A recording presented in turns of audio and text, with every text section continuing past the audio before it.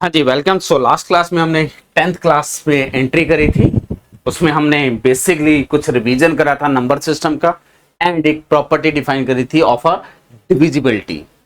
आज के लेक्चर में हम बहुत इंपॉर्टेंट कंसेप्ट पढ़ने वाले हैं जो आपका डेफिनेटली यहाँ से क्वेश्चंस पूछे जाते हैं और हर कॉम्पिटिटिव एग्जाम में आगे आपको यहाँ से क्वेश्चन मिलने वाले हैं। तो कंसेप्ट क्या कवर अप करना है हमें। बेसिकली टारगेट है किन्हीं नंबर्स का एचसीएफ फाइंड करना और एलसीएम फाइंड करना। उसके प्रोसेस क्या होगा, एक फंडामेंटल थ्योरम कवर अप करेंगे जिसकी हेल्प से हम ये फाइंड कर सकते हैं। एंड नेक्स्ट लेक्चर में इसी को हम यूक्लिडियन एल्गोरिथम से फाइंड करेंगे। अब इन दोनों में डिफरेंस क्या आने वाला है, कहां कौन सा मेथड यूज करना है। बेसिकली आपको अगर मिनिमम टाइम में यूज करना आना चाहिए, क्वेश्चन कैसे सॉल्व करना है मिनिमम टाइम में, तो ये मेथड पता होना चाहिए और ये डिसाइड करना आना चाहिए कि कब हम किस मेथड को यूज करेंगे। अगर 1 मिनट में एक क्वेश्चन करना है आपको तो डेफिनेटली प्रोसेस पता होना चाहिए। तो ये सारी चीजें हम लर्न करेंगे अगले 2 लेक्चर में। तो स्टार्ट करते हैं बेसिक डेफिनेशन से जिसकी अभी रिक्वायरमेंट है। देन ये थ्योरम का मीनिंग क्या है, इसको कैसे अप्लाई करेंगे, देन एचसीएफ क्या है, एलसीएम क्या है और कैलकुलेशन करने का तरीका क्या होगा। तो क्विक स्टार्ट करेंगे और एंड ऑफ दिस लेक्चर आप कोई भी 2 नंबर 3 नंबर दे दीजिए, उसका एचसीएफ और एलसीएम बड़े इजीली कैलकुलेट करने का प्रोसेस सीख पाएंगे। और ये गारंटी है कि हर कॉम्पिटिटिव एग्जाम में आपको मिलने वाला है, 10th के आपके पेपर में भी जरूर मिलेगा। तो स्टे ट्यून। और चैनल पे फर्स्ट टाइम है तो चैनल को सब्सक्राइब कर लीजिए ताकि आपका आगे के लेक्चर आपको डेली बेसिस पे अपडेट मिले। तो स्टार्ट करते हैं। कुछ डेफिनेशन जिसकी हमें रिक्वायरमेंट है आपको पता होंगी, ठीक है। इवन इंटीजर और ऑड इंटीजर, बेसिक सी डेफिनेशन। अगर कोई भी एक इंटीजर है a बिलोंग्स टू z और a नॉट इक्वल टू 1 है और a डिविजिबल है 2 से, सिंपल सी डेफिनेशन। डिविजिबिलिटी हम लास्ट लेक्चर में देख चुके हैं। तो ऐसा नंबर जो 2 से डिविजिबल है that is called an integer number. और कोई भी नंबर 2 से डिविजिबल कब होगा, जब उसका फर्स्ट प्लेस जो होता है, मान लो ये नंबर है, इसका फर्स्ट प्लेस ये है, ठीक है, और ये फर्स्ट प्लेस अगर 0 आ जाए, 2 आ जाए, 4 आ जाए, 6 आ जाए, 8 आ जाए, तो then this number is divisible by 2। और मैं डिविजिबिलिटी के सारे रूल आगे जाके आपको डिटेल में पढ़ाऊंगा जो कॉम्पिटिटिव एग्जाम में यूज होने वाले हैं कि 3 से नंबर कब डिविजिबल है, आप देखते बता पाएंगे। 10 से कब डिविजिबल है, 9 से कब डिविजिबल है, 17 से कब डिविजिबल है। तो डिविजिबिलिटी के रूल्स आगे जाके हम पढ़ेंगे, अभी रिक्वायरमेंट नहीं है तो इसलिए वो डिस्कस नहीं कर रहे हैं। तो अगर कोई भी नंबर 2 से डिविजिबल है तो that number a is called even number. और अदरवाइज अगर 2 डिवाइड नहीं करेगा इस a को तो then a is called simply odd number. आप लास्ट पोजीशन देख लीजिए, वहां से डिसाइड हो जाता है इवन नंबर या ऑड नंबर। जैसे 7 8 3 2 1 कैसा नंबर है, ऑड नंबर, क्योंकि लास्ट डिजिट क्या है, ऑड नंबर है। 1 3 5 7 9 आ गया तो ऑड, 2 0 2 4 6 8 आ गया तो इवन नंबर। सिंपली डिसाइड करना है। ये कहां यूज होगा अभी डिस्कस करूंगा। Next definition, prime number, composite number. ये बहुत इंपॉर्टेंट है और इसका यूज थ्रू आउट होगा आपका। प्राइम नंबर, अब देखिए हमने ये डिस्कस करा था लास्ट लेक्चर में कि for every a belongs to z, कोई भी z का मेंबर है और a अगर ग्रेटर देन 1 लेता हूं अगर मैं, तो मेरे पास 1 ऑलवेज डिवाइड से एंड a ऑलवेज डिवाइड से। इसको हमने बोला था आइडेंटिटी प्रॉपर्टी और ये था रिफ्लेक्सिव प्रॉपर्टी। ये लास्ट लेक्चर में हम कवर कर चुके हैं, इसीलिए मैंने वहां बताया था मैं वही चीज पढ़ाऊंगा जिसका मैं अगले लेक्चर में यूज करूंगा। फालतू डिस्कशन नहीं होगा, फालतू बातें नहीं होगी, टू द पॉइंट डिस्कशन करेंगे, ठीक है। मैथ सीखना है तो सिंसियरिटी, सीरियसनेस और कंटिन्यूटी की जरूरत। एसएससी 3 डिजिट का फॉर्मूला है, अगर वो कर लेंगे तो आपका काम हो जाएगा। बहुत सारे लोग हैं जो बहुत से बीच में फालतू की बातें करते हैं, वो करेंगे तो वेस्टेज ऑफ टाइम है। अगर आधे घंटे का लेक्चर है और 15 मिनट मैंने ऐसे ही फालतू डिस्कशन किया तो आपका टाइम वेस्टेज है। इसलिए फोकस रखिए। तो कोई भी नंबर 1 से हमेशा डिविजिबल है, कोई भी नंबर a से हमेशा डिविजिबल है। अगर इनके अलावा कोई भी डिवाइजर नहीं है तो then it is called a prime number. तो प्राइम नंबर क्या है, a belongs to z, a greater than 1 होना चाहिए such that only divisor of A are 1 and A itself. ठीक है, यानी कि मैं इसको ऐसे लिख सकता हूं मैथमेटिकली, B अगर A को डिवाइड करेगा तो आइदर मेरा B जो होना चाहिए B is equal to A 1 होना चाहिए और B इक्वल टू क्या होना चाहिए, A होना चाहिए, then it is called a prime number. और अगर ये प्राइम नंबर नहीं है तो definitely it is a composite number. अब कंपोजिट नंबर है तो उसके बारे में स्पेशल प्रॉपर्टी मुझे चाहिए, वो मैं डिस्कस कर रहा हूं कि कंपोजिट नंबर की स्पेशल प्रॉपर्टी क्या है। तो अगर मेरे पास A बिलोंग्स टू Z है और A ग्रेटर देन 1 है तो A इज कंपोजिट नंबर। कब होगा, अगर वो प्राइम नहीं है। प्राइम कब नहीं है, तो इंप्लाइज क्या करूंगा, there exist B such that, और जिस स्टूडेंट को ये लिखना आ गया मैथमेटिकली, सारी चीजें लिंक है उसकी, आगे सब कुछ क्लियर करेंगे आप। ठीक है, ये देयर एग्जिस्ट का नोटेशन है, there exist B such that B not equal to 1, या मैं ऐसे लिख सकता हूं इसको कि 1 less than B less than A and B divides A. ठीक है, मैं यहां चीजें प्रूफ कराऊंगा और प्रूफ के साथ लॉजिक दूंगा, लॉजिक के साथ क्वेश्चंस कराऊंगा ताकि आपको लिंक होके एक बार लेक्चर समझा जाएगा तो लाइफ टाइम इस चीज को याद रखोगे, अगले 10 साल तक आपके यही सारी चीजें काम आने वाली हैं, ये गारंटी है। ठीक है, ये नहीं कि आप 10th पास हो गया तो काम खत्म, ये सब कुछ आपका बेस है, ये पढ़ लिया, अगले 3 साल में जो मेहनत करने वाले हो वो ही लाइफ में काम आने वाली है। तो ये ध्यान रखना, बी सीरियस, बी कंटिन्यू। हाँ जी, बी डिवाइड्स ए, डिवीजन का मतलब क्या है, इंप्लाइज ए इक्वल टू क्या हो जाएगा, बी इंटू सी हो जाएगा। अब देखिए, अगर मेरा सी इक्वल टू, या मैं लिख रहा हूं सी अगर मेरा ए हो गया तो क्या आ जाएगा, ए इक्वल टू बी इंटू ए, तो ए कैंसिल आउट तो इंप्लाइज बी क्या हो जाएगा 1, विच इज नॉट पॉसिबल क्योंकि बी 1 से ग्रेटर है। और इसी टाइप से अगर c इक्वल टू 1 हो गया तो क्या होगा, c 1 हो गया तो a इक्वल टू क्या हो जाएगा b, which is also not possible. तो कंक्लूजन क्या है, जो 1 है वो लेस देन c है, लेस देन a है। तो मेनली जो इंपॉर्टेंट स्टेटमेंट आ गई वो क्या आ गई, अगर a मेरे पास इज कंपोजिट नंबर, कोई भी अगर कंपोजिट नंबर है तो a को मैं लिख सकता हूं b इंटू सी फॉर्म में, और 1 less then b less than a and 1 less then c less than a होगा। यानी कि a से 2 लेस नंबर और 1 से ग्रेटर नंबर के प्रोडक्ट में मैं उस नंबर को लिख सकता हूं। क्लियर। अब इसी में मैं थोड़ा सा आगे बढ़ता हूं, इसी चीज को मैं ऐड ऑन करके आगे बढ़ता हूं। तो अगर मेरे पास एक कंपोजिट नंबर है, एक फ्लो चार्ट बना रहा हूं ताकि आपको चीजें समझ आ जाए। ए अगर मेरे पास कंपोजिट नंबर है तो मैं इसको क्या कर सकता हूं, ए को मैं क्या लिख सकता हूं, A is equal to B into C, यहां पे 1 less than B comma C less than A लिख सकता हूं। नाउ यहां पे if B and C prime number हो गए तो क्या हो गया मेरे पास, मैंने एक कंपोजिट नंबर को 2 प्राइम नंबर के प्रोडक्ट में लिख दिया। ठीक है, अगर ये प्राइम नंबर हो गए तो ये काम खत्म हो गया। अदरवाइज यहां पे देखते हैं, 2 केस बनाता हूं, देखो अलग अलग केस बना लेते हैं। यहां पे क्या होगा, B and C prime number, second case B is a prime number, C is not,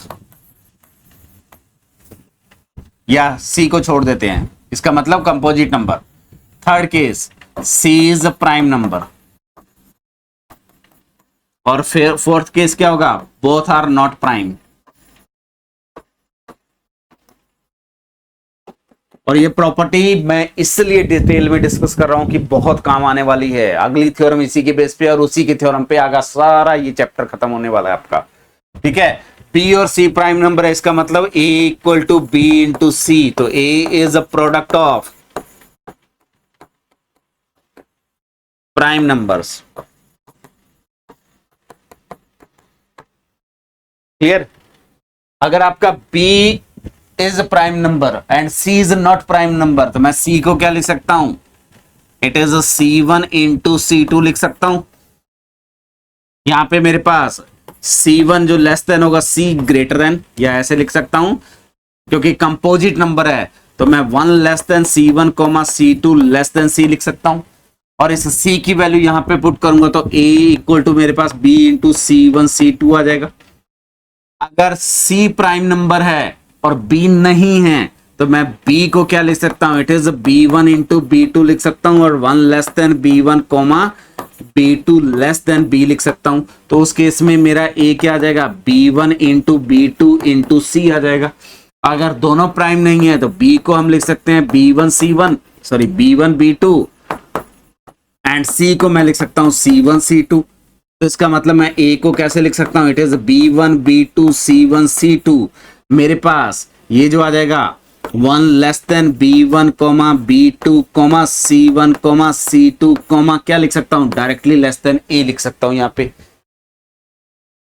ठीक है, अब अगेन यहां पे ऑलरेडी ये प्रोडक्ट ऑफ टू प्राइम हो गया। अगर C1 C2 प्राइम नंबर हो गए तो मेरा A क्या हो गया? 3 प्राइम नंबर का प्रोडक्ट हो गया। यहां पे B1 B2 प्राइम हो गए तो A मेरा 3 प्राइम नंबर का प्रोडक्ट हो गया। अगर again B1 B2 C1 C3 prime हो गए तो मेरा A जो हो गया 4 प्राइम नंबर का प्रोडक्ट हो गया। अगर फिर नहीं है तो फिर इसको प्रोसेस कर सकता हूं, तो अल्टीमेटली कहीं ना कहीं जाके ये प्रोसेस टर्मिनेट हो जाएगा। तो फाइनली मैं क्या कर सकता हूं कि A को क्या लिख सकता हूं? It is P1 into some P2 into some P3 and so on. यहां पे P1 P2 P3 ये क्या हैं? Are prime numbers. और A कौन था? A is composite number. तो मैंने बेसिकली क्या डिस्कस करा यहां से कि every composite number can be written as a product of prime numbers. Every composite number can be written as product of prime number. और ये नंबर सिस्टम की सबसे इंपॉर्टेंट एंड सबसे स्ट्रॉन्गेस्ट थ्योरम है। ये नंबर सिस्टम की सबसे important and सबसे स्ट्रॉन्गेस्ट थ्योरम है। That is the fundamental theorem of arithmetic. और इसी के बेस पे आप HCF और LCM और GCD कैलकुलेट कर। और ये मैं गारंटी देता हूं कि 90% स्टूडेंट इस थ्योरम को प्रूफ नहीं करते हैं। और जिस दिन आपके एग्जाम में थ्योरेटिकल क्वेश्चन पेपर आ गया, सारे लोग बाहर हो जाएंगे। जो 90% 99% वाले हैं वो नीचे आके 60-70% पे रुक जाएंगे। तो इसलिए रेडी रहिए। जैसा पैटर्न चेंज हो रहा है आगे एग्जाम्स का, जैसा एग्जाम्स का लेवल बढ़ रहा है, जैसे एग्जाम्स कंडक्ट हो रहे हैं, कॉम्पिटिटिव एग्जाम्स ऐसे हो रहे हैं, उसके अकॉर्डिंग डेफिनेटली नॉलेज है, चीजें प्रूफ करी हुई हैं, तभी आगे बढ़ेंगे, नहीं तो कहीं ना कहीं स्टक कर जाएंगे। और एक बार प्रूफ कर लिया तो लाइफ टाइम काम आएगा। तो हमने बेसिकली यही थ्योरम प्रूफ करी है। अभी क्या प्रूफ करा है कि every integer which is greater than 1 is either prime. अगर वो प्राइम नंबर है तो ऑलरेडी काम हो गया हमारा कि A मेरे पास इंटीजर नंबर है, belongs to Z and A greater than 1 है। तो या तो A क्या होगा? इज प्राइम नंबर, या A अगर मेरा इज कंपोजिट नंबर है। तो मैं अभी क्या लिख के आया हूं?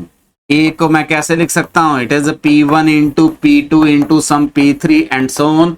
यहां पे P1 P2 P3 are prime numbers. तो every composite number can be written as a product of prime number. तो मैं क्या लिख सकता हूं? Every number which is greater than 1 is either prime number और product of prime number, and this is called fundamental theorem of arithmetic. जैसे simple सा example लिखता हूं, मेरे पास 24 है, इसको मैं पहले क्या लिख सकता हूं? 2 इंटू 12 किया। मैं सेम प्रोसेस यूज कर रहा हूं, 24 को 2 इंटू 12, आप 4 इंटू 6 भी कर सकते थे। तो आप एज अ ग्राफ लिख सकते हैं 24, इसको मैं 4 इंटू 6 भी कर सकता हूँ, 2 इंटू 12 भी कर सकता हूँ, वो आपकी चॉइस है, जो भी फैक्टर्स आपको मिल रहे हैं। इसको फर्दर मैं क्या लिख सकता हूँ, इट इज 2 इंटू 2 लिख सकता हूँ। इसको क्या लिख सकता हूँ, इट इज 2 इंटू 3 कर सकता हूँ। इसको मैं दो पार्ट में डिवाइड कर दिया। अब देखिए मेरे पास 24 क्या आ गया, 2 इंटू 2 इंटू 2 इंटू 3 ये लिखा गया। 24 is a product of prime number. यहां मैंने ये नहीं मेंशन करा कि पी डिस्टिंक्ट होंगे, P can be repeated, P can be distinct. अब मैं इस चीज को ऐसे भी लिख सकता था 2 इंटू 3 इंटू 2 इंटू 2। इन प्राइम की पोजीशन भी मैटर नहीं करेगी। तो बेसिकली हम कह सकते हैं कि किसी भी कंपोजिट नंबर को हम प्राइम्स के प्रोडक्ट में लिख सकते हैं uniquely, except order of the primes. इसका मतलब क्या है, हम इन प्राइम्स की पोजीशन चेंज कर सकते हैं लेकिन प्राइम नंबर्स को चेंज नहीं कर सकते। क्लियर? अब इस चीज का बेनिफिट क्या आएगा, जैसे मैंने 24 लिखा, इसी टाइप से मैं 36 को भी लिख लेता हूं। तो 36 को मैं क्या लिख सकता हूं, 6 इंटू 6 लिख दिया, और 6 इंटू 6 को 2 इंटू 3, अगेन फर्दर क्या लिखेंगे 2 इंटू 3। तो इसको बेसिकली क्या लिखा हमने, 2 इंटू 2 इंटू 3 इंटू 3 लिखा, और इसको हमने लिख लिया basically it is 2 square into 3 square. और ये नंबर मेरा क्या है, 2 क्यूब इंटू 3, एक्सपोनेंट फॉर्म में लिख लिया। यहां से लीस्ट कॉमन फैक्टर कौन है, कॉमन फैक्टर कौन है, कॉमन नंबर जो इन नंबर को डिवाइड कर रहा है। 36 को लीस्ट कॉमन फैक्टर यानी कि 2 की लीस्ट पावर कौन सी है, 2। यहां भी 2 की पावर 2 डिवाइड कर रही है, यहां 3 स्क्वायर और 3 दोनों डिवाइड कर रहे हैं, यहां 3 डिवाइड कर रहा है। तो लीस्ट कॉमन फैक्टर का मतलब क्या होगा, लीस्ट कॉमन फैक्टर जो डिवाइड करेगा दोनों को, या हाईएस्ट कॉमन फैक्टर जो दोनों, सॉरी हाईएस्ट कॉमन फैक्टर जो दोनों को डिवाइड करेगा। ये हमें अगर कैलकुलेट करना है तो यहां से लीस्ट पावर देख लीजिए, दोनों में है। तो यहां लीस्ट पावर 2 की पावर 2 है, यहां 2 की पावर 3 है। डिटेल में अभी मैं डेफिनेशन लिखूंगा, देन प्रोसेस बताऊंगा। तो बेसिकली जब हम किन्हीं प्राइम्स को इस प्राइम फैक्टराइजेशन फॉर्म में लिखेंगे तो इन प्राइम फैक्टराइजेशन फॉर्म से हम उनका एचसीएफ, जीसीडी और एलसीएम कैलकुलेट करेंगे। जीसीडी बेसिकली क्या होगा, जो लीस्ट पावर है दोनों में कॉमन, वो कैलकुलेट है। जैसे 2 की लीस्ट पावर क्या है 2, तो 2 की पावर 2 अलग कर लीजिए। 3 की लीस्ट पावर क्या है, यहाँ पावर 1 है, यहाँ 2 है, तो 3 कॉमन आउट कर लीजिए। तो ये क्या गया 12। इन दोनों का ग्रेटेस्ट कॉमन डिवाइजर 12 है। आप देखिए 12 इसको भी डिवाइड कर रहा है, 12 इसको भी डिवाइड कर रहा है, उससे बड़ा नंबर नहीं है जो इसको डिवाइड कर रहा है। तो 12 इज द जीसीडी और हाईएस्ट कॉमन डिवाइजर। एलसीएम लिखना है तो लार्जेस्ट पावर देख लीजिए, यहां 2 की पावर 2 है, यहां 2 की पावर 3 है, तो ये बेसिकली क्या है मेरा एचसीएफ। ठीक है, एलसीएम लिखना है तो एलसीएम लीस्ट कॉमन मल्टीपल, इसका मीनिंग मैं डिटेल में अभी समझाऊंगा। ठीक है, लीस्ट कॉमन मल्टीपल, तो यहां 2 स्क्वायर है, 2 क्यूब है, तो जो हाईएस्ट पावर है वो कैलकुलेट कर लीजिए। तो यहां से 2 क्यूब आ जाएगा, और यहां हाईएस्ट पावर क्या है 3, तो 3 स्क्वायर आ जाएगा। तो ये नंबर क्या आ जाएगा 8 इंटू 6 48। इन दोनों नंबर्स का एलसीएम इज 48, और ये गारंटी है कि किसी ना किसी कॉम्पिटिटिव एग्जाम में पूछा जाएगा। लेकिन यहां मैंने एक बहुत स्मॉल नंबर पिक करें, एक 36 एक 24। अगर ये 10,000 की रेंज में हो जाए 999 और ये हो जाए 888, तो तब ये अगर मैं प्रोसेस करूंगा तो मेरे को प्राइम फैक्टराइजेशन कैलकुलेट करना आना चाहिए, एंड देन उसके बाद प्रोसेस करना आना चाहिए।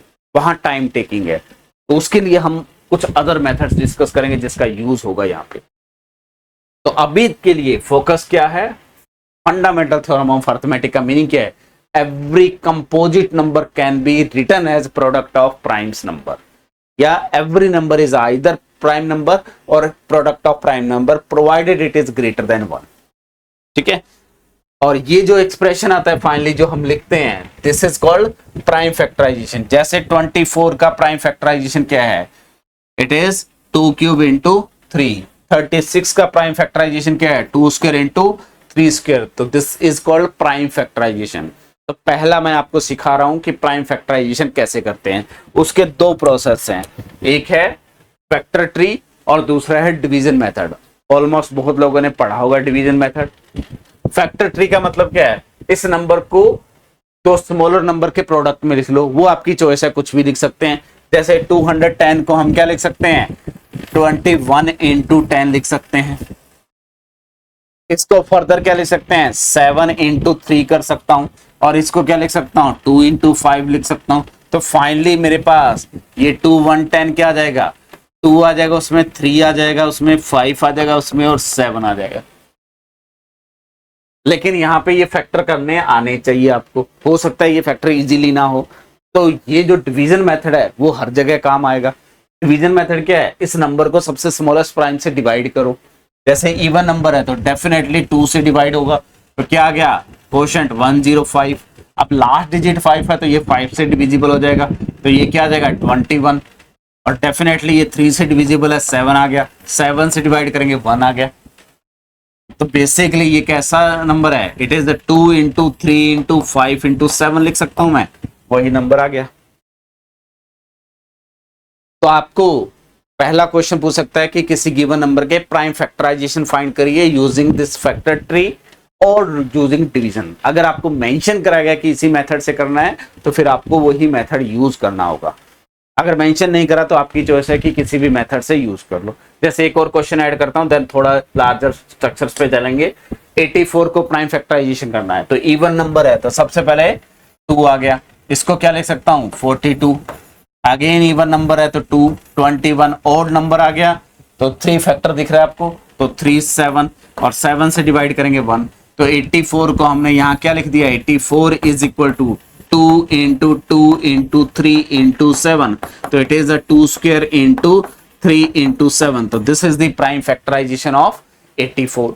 ट्री मेथड में क्या करेंगे, इसको किन्हीं दो फैक्टर्स की फॉर्म में लिख लो, वो भी आप ऐसे भी लिख सकते हैं। यहाँ देखो 2 इंटू 42 कर सकता हूँ, फिर इसको 2 इंटू 21 कर सकता हूँ, फिर 3 इंटू 7 कर सकता हूँ।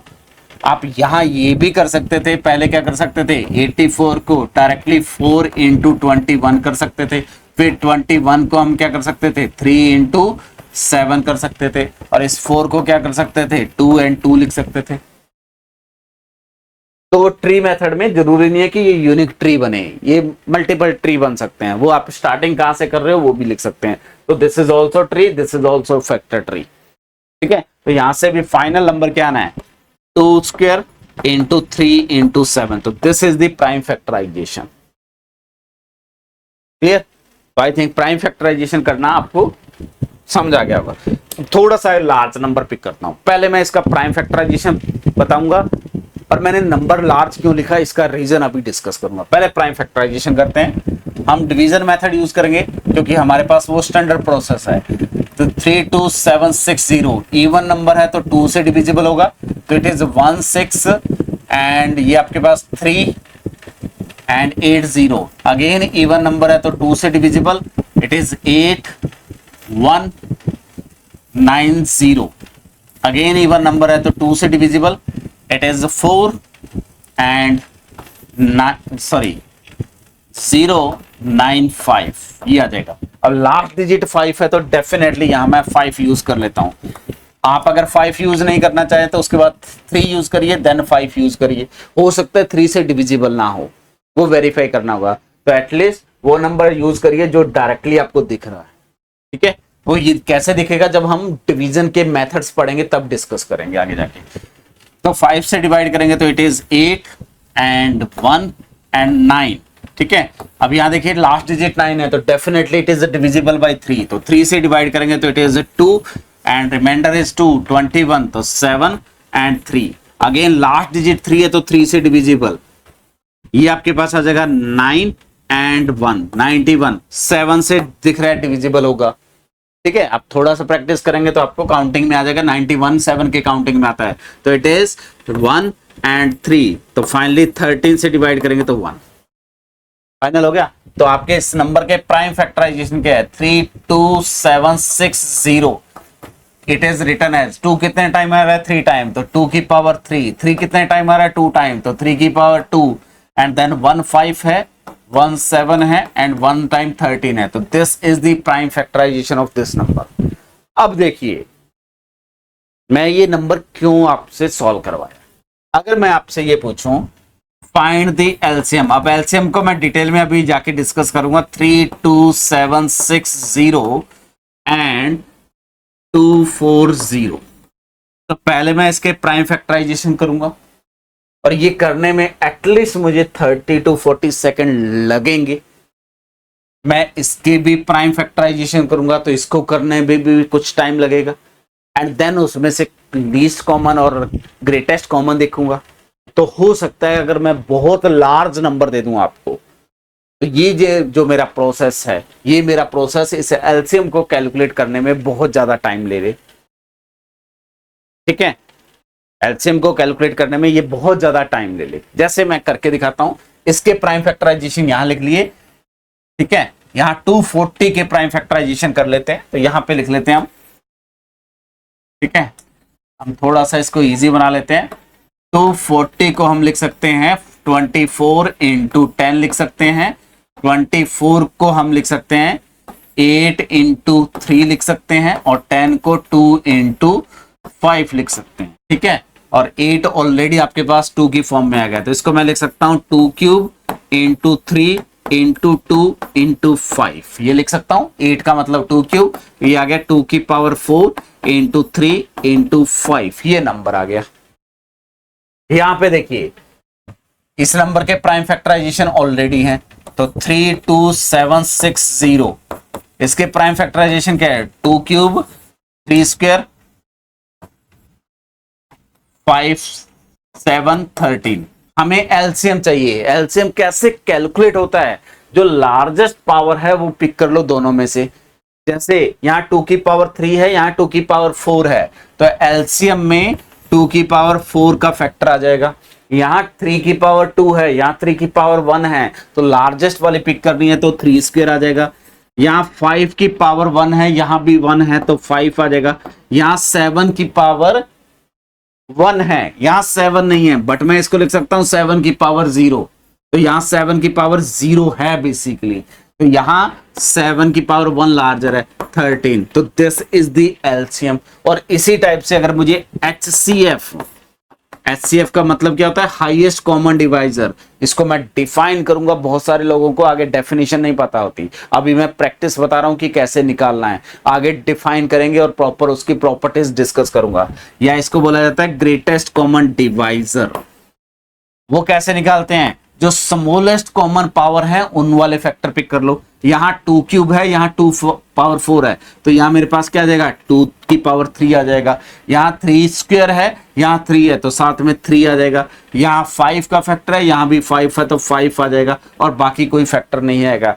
तो this number is the highest common factor और greatest common divisor, and this number is the LCM. But इस पूरे प्रोसेस को करने में मेरे को डेफिनेटली कुछ टाइम लगा। अगर मैं ये नंबर और लार्ज नंबर दे दूं, मैंने एक ऐसा नंबर दिया था जिसको हम इजीली फैक्टराइज कर सके।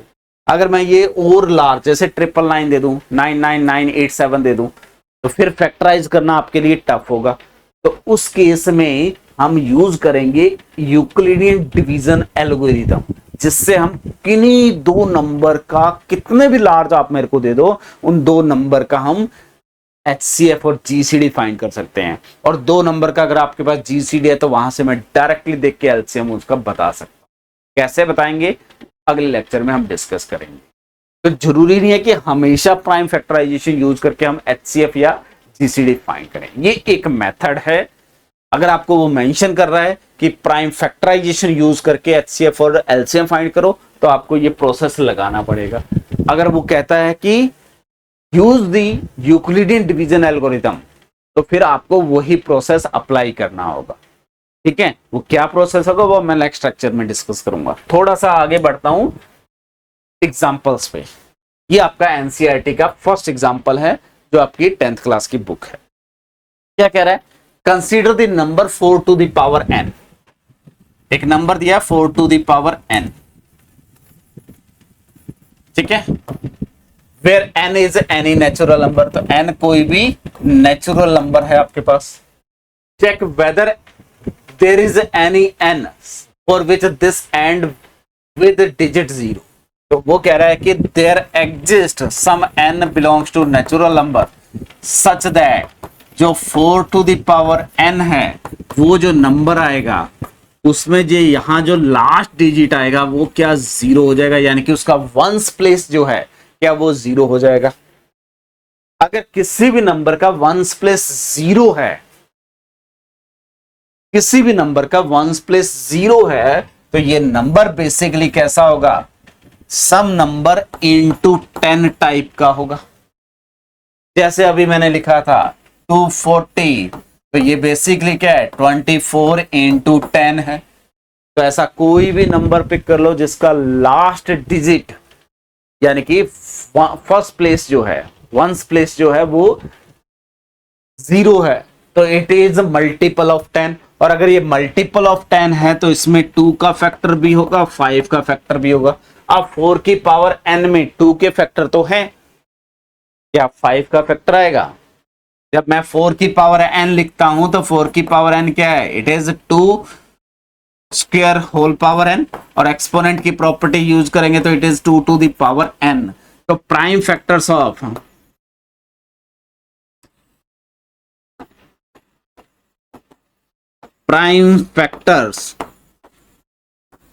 of 4 to the power n is only 2,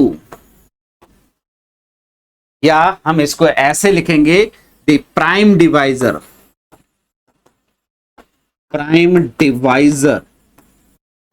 of 4 to the power n for every n is only 2।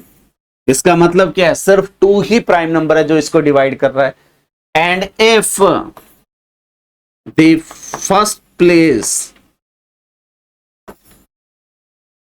of 4 to the power n is 0, तो implies 5 must be prime factor of 4 to the power n, which is a contradiction, क्योंकि ये तो है नहीं। अब अगर इसी question को आपके एग्जाम में पूछा गया, मान लो इसी टाइप का कोई क्वेश्चन पूछ लिया, जैसे सेम आपको वो क्वेश्चन पूछ सकता है, क्या 6 टू दी पावर n में लास्ट डिजिट 0 हो सकता है? क्या 8 टू दी पावर n में लास्ट डिजिट 0 हो सकता है? क्या 12 की पावर n में लास्ट डिजिट 0 हो सकता है? Proof that there does not exist ones place is 0 in this number. तो आपको राइटिंग का प्रोसेस होना होगा। आप अज्यूम करेंगे कि इफ लास्ट प्लेस इज और last unit place is 0 then there must be a factor of 5, but this number does not contain any prime factor of 5, क्योंकि इसमें इस नंबर को अगर मैं 12 वाले नंबर को लिखूंगा तो ये 3 इंटू, ये बेसिकली क्या है 2 स्क्वायर इंटू 3 की पावर n, तो इसको मैं लिखूंगा 2 की पावर 2n इंटू 3 की पावर n। तो इसके प्राइम डिवाइजर कौन है, 2 एंड 3 हैं। यहाँ पे प्राइम डिवाइजर सिर्फ 2 है, यहाँ पे प्राइम डिवाइजर सिर्फ 2 एंड 3 है। अगर मुझे वंस प्लेस जो है यानी कि लास्ट डिजिट जो है अगर वो 0 चाहिए तो मेरा प्राइम डिवाइजर 5 होना चाहिए। तो जब एग्जाम में लिखना है तो स्टेप बाय स्टेप राइटिंग करना है और आपको रीजनिंग देना है। अगर रीजनिंग नहीं दोगे तो एग्जामिनर आपके मार्क्स कट कर सकता है और आपका क्लेम, कोई भी क्लेम कर लीजिए, एक्सेप्टेबल नहीं है। क्लियर है? और आजकल जो क्लेम होंगे, अभी जो रिसेंटली पेपर चेकिंग होती है वो ऑनलाइन होती है, आपकी आंसर शीट ऑनलाइन अपलोड होती है, सब कुछ ऑनलाइन हो रहा है। ठीक है, उसमें बहुत कुछ गड़बड़ हुआ है इस सेशन में, हो सकता है नेक्स्ट सेशन में इंप्रूव हो जाए। ठीक है, चांसेस है डेफिनेटली इंप्रूवमेंट आएगी उसमें। और अगर ऑनलाइन हो रहा है तो आपकी जो रिव्यू बकेट होती है वो छोटी हो जाएगी। 5 से 7 दिन में आपकी आंसर शीट रिव्यू होनी है और 5 से 10 दिन में आपका रिजल्ट वापस आ जाएगा। तो चीजें बहुत क्विक होती है, तो आपके पास मिनिमम टाइम है रिव्यू करने के लिए, मिनिमम है टाइम चीजें सीखने के लिए, और एग्जामिनर के पास भी टाइम मिनिमम है। ऐसे कॉपीज, पहले प्रॉब्लम क्या थी, पहले के बुक्स को नोटबुक जो आपकी आंसर शीट है उनको सर्कुलेट करने में बहुत टाइम कंज्यूमिंग था। अब वही टाइम रिड्यूस हो गया है, आपका विद इन 10-15 डेज पूरी आंसर शीट स्कैन होके अपलोड हो जाती है, और जैसे ही अपलोड हुई विद इन नेक्स्ट 10 डेज आपके हर एग्जामिनर के पास, हर जो टीचर है उसके पास उसका स्लॉट मिल जाता है और टीचर को एक बकेट मिलती है कि इतने दिन में हमें इतनी कॉपी चेक करनी है। तो डेफिनेटली आपके जो रिजल्ट्स है उसमें टाइम के अकॉर्डिंग बड़ी जल्दी रिजल्ट आएगा, लेकिन एक्यूरेसी धीरे धीरे इंप्रूव होगी, डेफिनेटली इंप्रूव होगी। तो इसलिए चीजें को अगर सिस्टमेटिकल नहीं लिख के आओगे तो हो सकता है मार्क्स कट हो जाए। ठीक है।